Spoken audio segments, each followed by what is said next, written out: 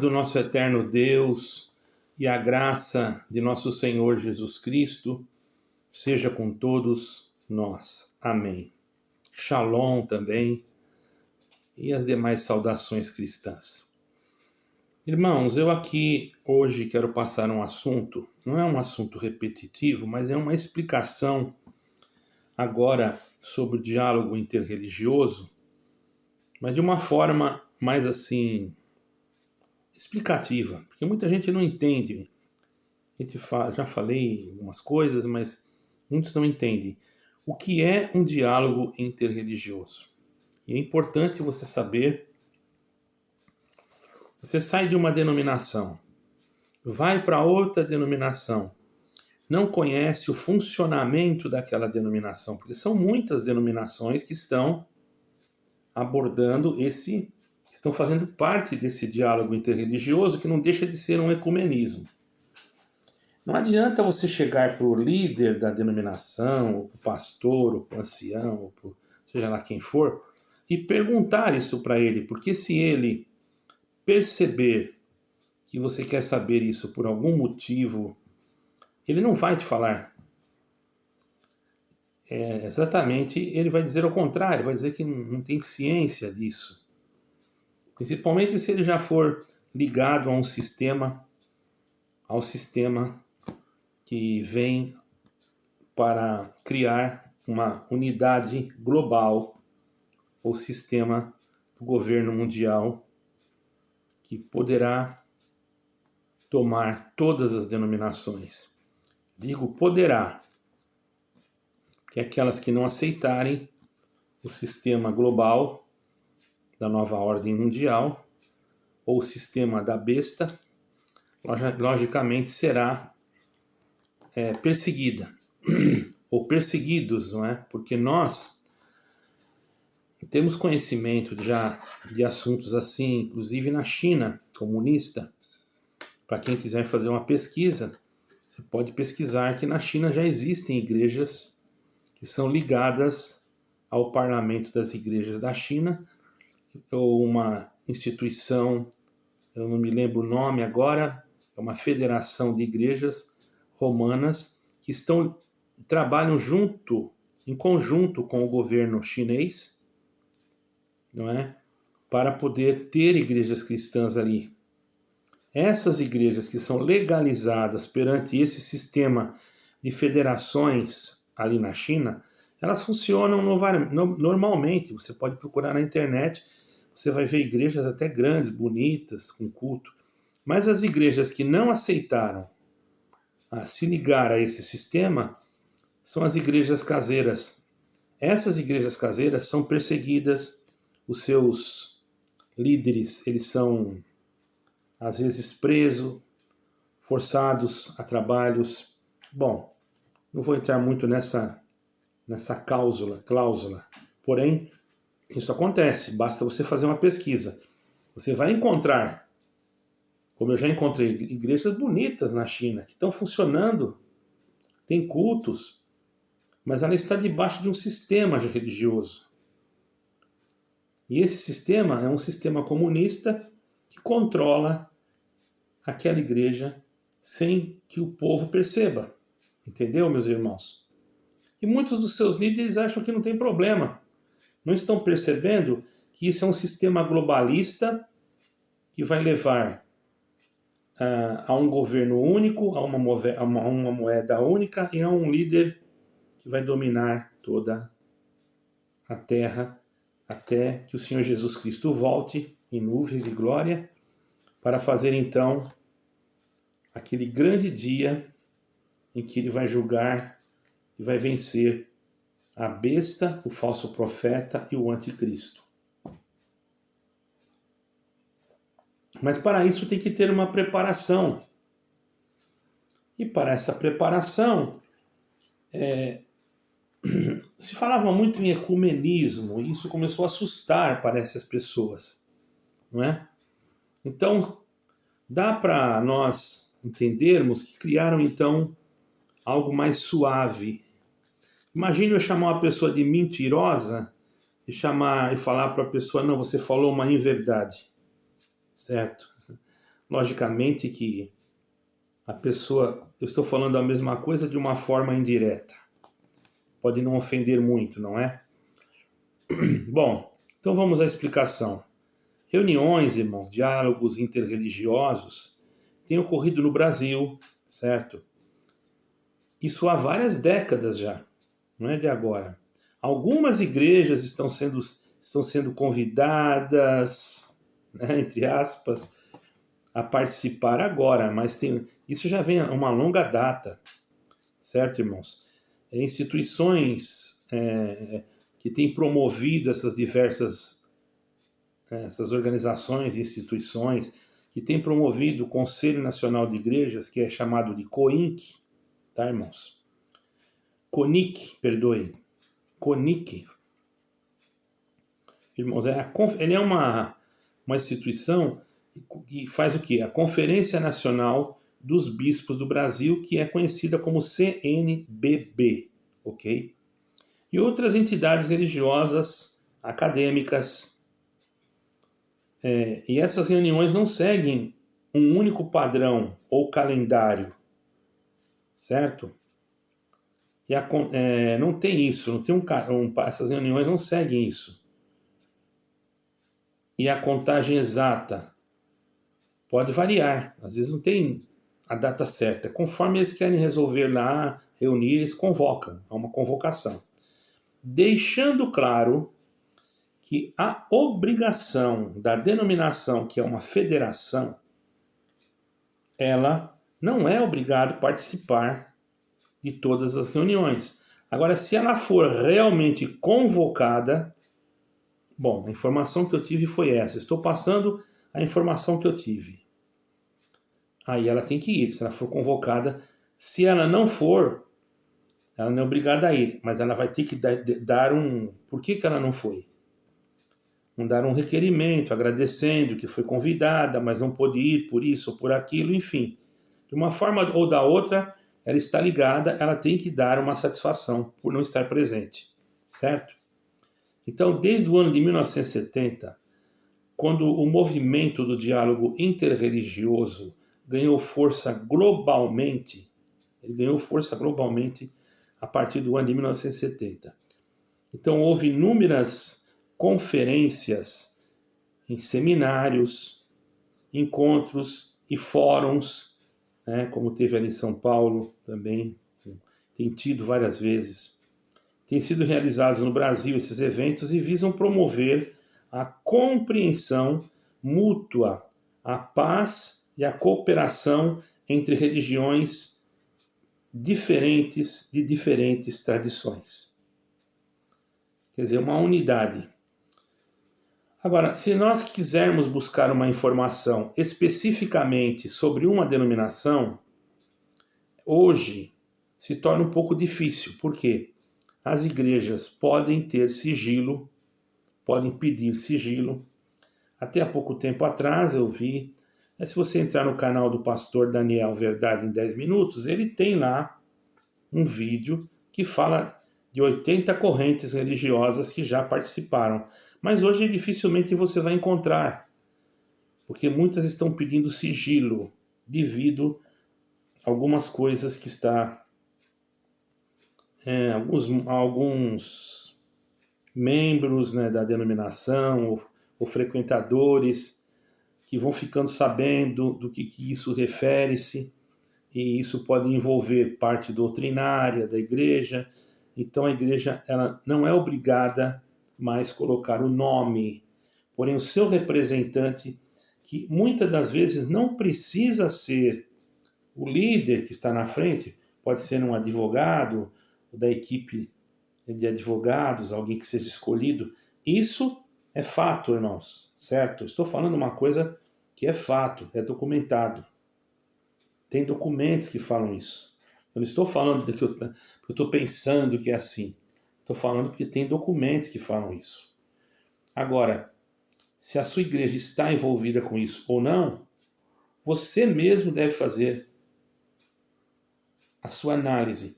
E eu aconselho que você faça uma análise espiritual. Porque se você for perguntar, você vai encontrar diversas pessoas que até concordam com isso hoje. E se você for perguntar para o teu líder, ele vai dizer que não sabe de nada, que isso é mentira. Por quê? Porque às vezes até aqueles que estão em lugares presidenciáveis, em denominações, não sabem disso, porque isso vai além da capacidade daquele que está na frente. Existem outras pessoas acima dele que já assinaram, que já fizeram a sua parte, a administrativa, enfim. Acabou. Está assinado, está assinado. Isso não quer dizer que a denominação vai perder a vida eterna. A denominação é denominação, ela vai ficar aqui mesmo. A denominação não vai ganhar vida eterna. Nenhuma denominação dá vida eterna para ninguém. Vamos corrigir isso aqui, senão eu vou interpretar mal. Perdoe aí. O único que dá. Isso não quer dizer que o cristão que está nessa denominação vai perder a vida eterna, porque no momento que ele sabe, automaticamente ele vai se isolar dali, ou se há um problema familiar, que se ele sai, pode dar algum contrito.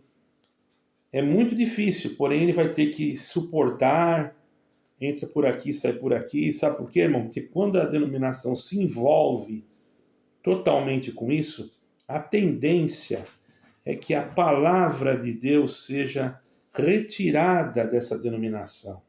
A Bíblia seja excluída da pregação. Ela deixa de ser pregado o Evangelho, ela deixa de ser falado muito sobre o nome de Jesus Cristo. Ao contrário, ela usa o nome de Jesus Cristo assim como uma fachada, mas na verdade eles estão sendo já dirigidos por uma ideologia, ou melhor, por uma doutrina de uma religião global, que não vai aparecer no nome, nem vai mudar a liturgia do culto. Então não se engane, você tem que saber. Como eu vou saber? É fácil, a presença de Deus. Você vai dobrar o joelho. Ah, Deus me visita. Veja se é Deus mesmo ou se é emoção. Porque se você ficar e Deus não quer que você fique, Ele vai te tirar. Pode ter certeza. Se você for dele, Ele vai tirar você, mesmo que você não queira. Porque Deus, Ele não precisa pedir licença para ninguém, ok? E essa ideia de uma igreja global é frequentemente discutida, irmãos, entre estudiosos, né? E pessoas que conhecem a Bíblia, teólogos, e especialmente no contexto das profecias do livro de Apocalipse, isso tem que acontecer, porque especificamente muitos se referem às passagens que falam sobre a Babilônia, né? A passagem que fala sobre a besta e a grande Babilônia, dá base para essa interpretação, certo? De uma possível religião unificada. Está ali, não precisa ir muito longe, basta a pessoa entender o que está escrito ali. Né? Uma religião unificada que no final dos tempos se manifestaria. E eu tenho aqui, irmãos, tenho anotado alguns versículos que podem provar isso, para que os irmãos entendam. Se nós pegarmos algumas passagens relevantes em Apocalipse, no capítulo 13, versículo 1, nós vamos encontrar que esta passagem, irmão, ela descreve a besta que surge do mar, que recebe o poder e a autoridade e é adorada. Adorada por quem? Por muitas pessoas, por muitas pessoas, seres humanos aqui na Terra. Habitantes do planeta Terra. E é dada para ela uma autoridade. Ela vai ser adorada, vai ter autoridade, certo? Daqueles cujos nomes não estão escritos no livro da vida. Porque esses vão adorar a besta. Por isso que tem irmãos que pregam que o sinal da besta pode ser uma adoração. Eu não discordo. Primeiro a pessoa tem que adorar a besta para depois receber o sinal. Se não adora, não recebe o sinal. Mas será que a pessoa já não está adorando? No momento que ela põe a sua instituição como acima de Jesus Cristo, irmãos, isso é grave. Os irmãos não estão entendendo que a gravidade do problema que há por trás de tudo isso, irmãos. Então, eu hoje não vou citar nome de denominações, mas eu estou passando para que vocês entendam a gravidade desse problema que realmente pode ocasionar a perca até da alma. Porque está dizendo aqui nesse capítulo, versículo aqui, ó, aqueles cujos nomes não foram escritos no livro da vida do Cordeiro, que foi morto desde a criação do mundo. Está entendendo, irmãos? Ressuscitou no terceiro dia, né? O Senhor Jesus. Capítulo 17, se nós for pegar aqui no Apocalipse, até estou aqui aberto já com a Bíblia aqui, irmão, em cima do capítulo, tá? Aqui está descrevendo no capítulo 17, irmão, a grande prostituta, que está sentada sobre muitas águas e que muitos interpretam como um símbolo de uma grande entidade religiosa ou sistema espiritual corrupto que tem grande influência sobre as nações. No verso 5, está dizendo assim, em sua testa estava escrito este nome, Mistério, Babilônia, a grande mãe das prostitutas e abominações da terra. Ela subiu do mar, o dragão com 7 cabeças e 10 chifres. E a própria Bíblia ali se interpreta por si própria, porque essas 7 cabeças são 7 colinas, e nós sabemos muito bem qual é. Existem muitas cidades que são 7 colinas, mas aonde tem esta cidade de 7 colinas, que tem um poder praticamente quase que global, de opiniões, e de, enfim, e da onde saíram todas as denominações, não foram dela? Ora, irmãos, nós podemos ver que Roma, a cidade de Roma, irmãos, eu não vou aqui, se tiver algum historiador aí, me ajude. Ela foi conquistada, uma época, por Alexandre, salvo erro, né? O Grande. Quando ele tirou o poder papal, porque até então o poder papal, ele existia, irmãos, assim de uma forma que o Papa, se ele quisesse, ele colocava imperadores, tirava imperador, ele tinha poder mesmo. Mas ali ele foi ferido, podemos dizer assim. Eu não estou interpretando que será assim, entende? Mas podemos dizer que ele foi ferido, porque quando Alexandre chegou ali, ele prendeu. Agora, eu não me recordo se foi o Pio XI ou o Pio VI, não tenho recordação, depois os irmãos vejam. Tirou o poder, feriu o poder. Mas depois,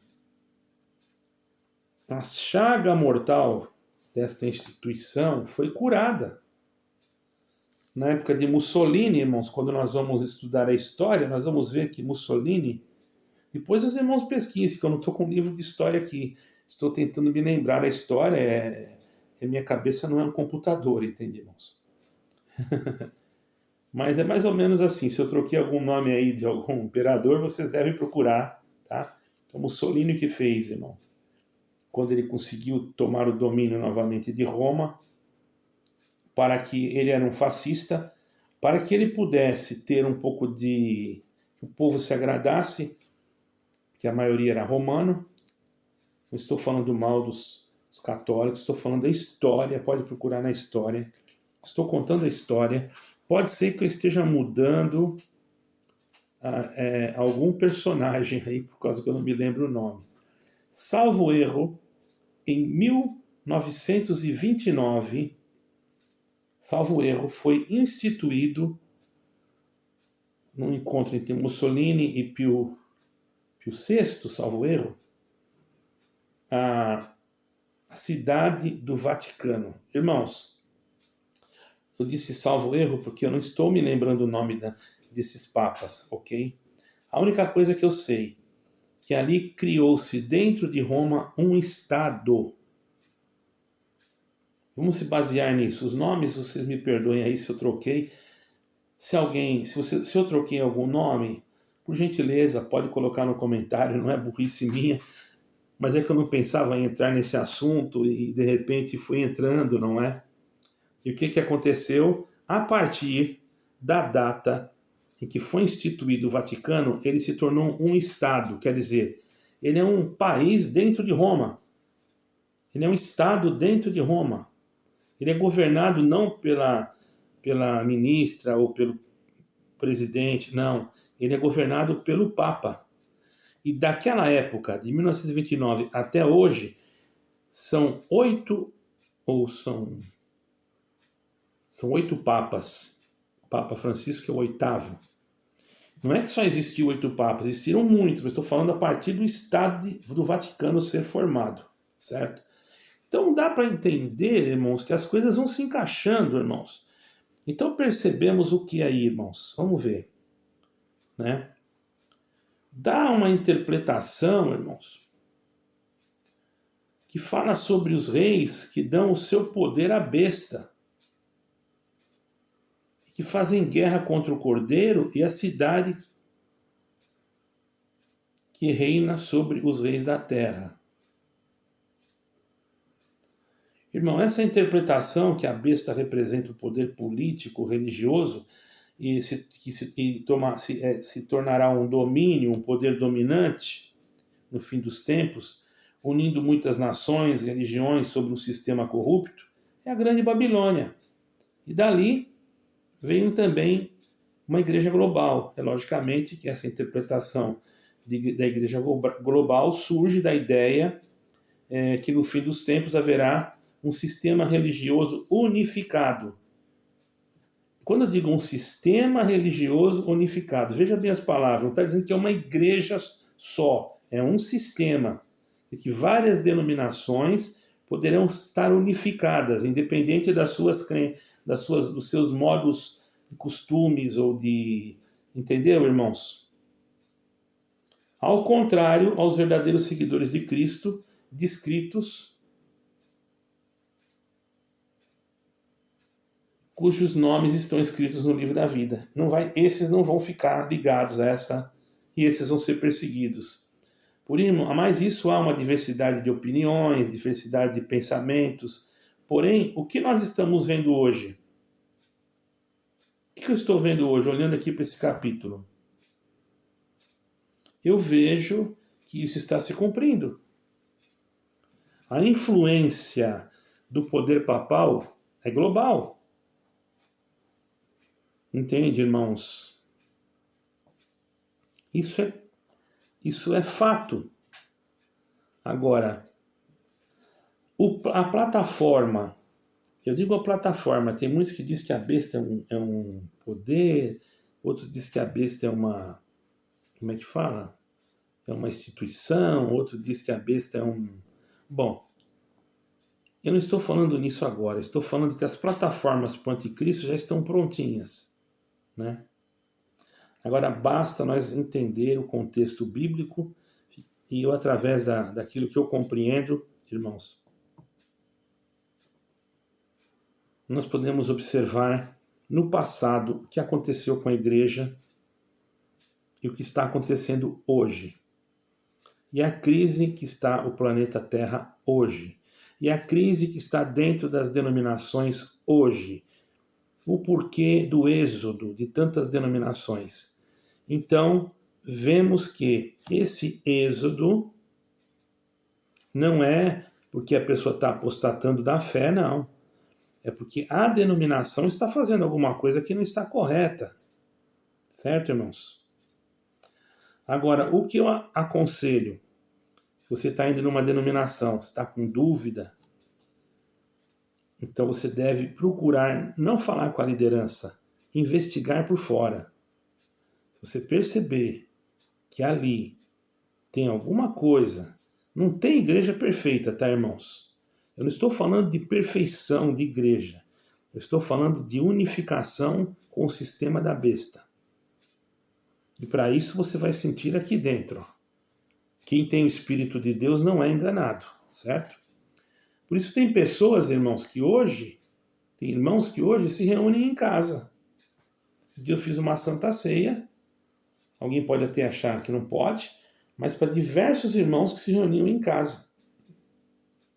E um conselho para esses irmãos que se reúnem em casa, que devem anunciar o Evangelho. Mas como é que vai batizar? Irmãos, Deus vai preparar. Só no Brasil nós já temos alguns irmãos preparados já para esse trabalho. E tem anciães também que não estão mais, pastores, que não estão mais dentro de igrejas desse tipo. Ou se você está dentro de uma igreja que não faz, que não está, que você tem certeza que não está ligado a esse sistema, você é livre. A única coisa que eu aconselho é não se deixar enganar e não ser ligado a esse sistema, porque isso não é de Deus. Por isso que eu sou combatido, por isso que falam que eu estou mentindo e etc, etc, mas as provas estão aqui. As reuniões existiram, continuam existindo, certo, irmãos? Haverá uma grande reunião em 2030, que haverá o calendário, né, da nova ordem mundial, e por enquanto nós estamos vendo a situação global como está e vamos ficar no aguardo. Cada um de vocês meditem no que eu estou falando, exercitem espiritualmente na oração, na leitura bíblica, e nós estamos também aqui para ajudá-los. Eu gostaria de voltar ao Brasil também no ano que vem, não tenho condições, mas estou orando para isso. E tem outros países que eu estou sentindo de ir. Eu não sou de nenhuma denominação, não sou pago, não sou nada. Tem gente que pensa que eu ganho dinheiro aqui com a internet. Pelo amor de Deus, irmão. Então, irmãos, são coisas absurdas. Eu não vou falar o nome de nenhuma denominação. Cada um deve julgar aonde está. Cada um deve analisar o que o seu pregador fala, conferir o que está na Bíblia, analisar mesmo. Aí você vai entender. Por que você está falando assim? Por que você não abre o jogo logo? Eu não vou abrir o jogo. Sabe por quê? Porque eu estou fazendo cultos sábado às 8 horas da noite. Inclusive, dia 31 de agosto, tá longe ainda, mas dia 31 de agosto eu não vou ter culto sábado, tá bom? E nem dia 31, e nem tampouco no domingo, que vai ser o dia 1º de setembro.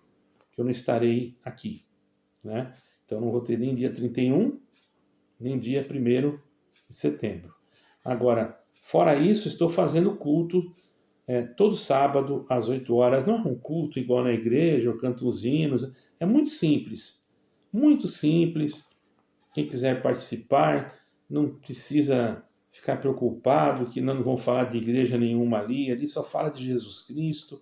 Nosso assunto ali é Jesus Cristo, e ponto. Agradeço a Deus, até nesse final de semana participou até uma pessoa do Islã. Do Islã. Ela disse que entrou por curiosidade. Tudo bem, ela foi bem-vinda, e aqueles que sentirem são bem-vindos para ouvir o Evangelho de Jesus Cristo. Nós aqui não estamos para fazer excepção de denominação ou coisa parecida, mas sim pregar o Evangelho e dar algumas orientações como esta que nós estamos dando agora. Eu peço que os irmãos se inscrevam, deixem o seu like para ajudar no crescimento do canal. Alguns irmãos sentem de ajudar financeiramente por causa de algumas missões que nós temos. Eu nunca falei assim, mas agora tem irmãos falando para mim falar. Então eu vou falar, vou deixar aqui na descrição embaixo o meu Pix e o meu MBWay. MBWay é aqui de Portugal. Posso deixar também a conta do Brasil e a conta de Portugal. Não estou pedindo nada, mas é que me solicitaram que eu fizesse isso, ok? E quem quiser falar comigo também, vou deixar o meu WhatsApp para atendê-los. Todavia, se eu não atender no momento, é que eu estou em Portugal e aqui é 4 horas a mais, ok? Eu agradeço a Deus por esta oportunidade, que o Senhor em eterno seja glorificado, e a graça e a paz de nosso Senhor Jesus Cristo, Yeshua HaMashiach em hebraico, permaneça em nossos corações para sempre. Amém e amém.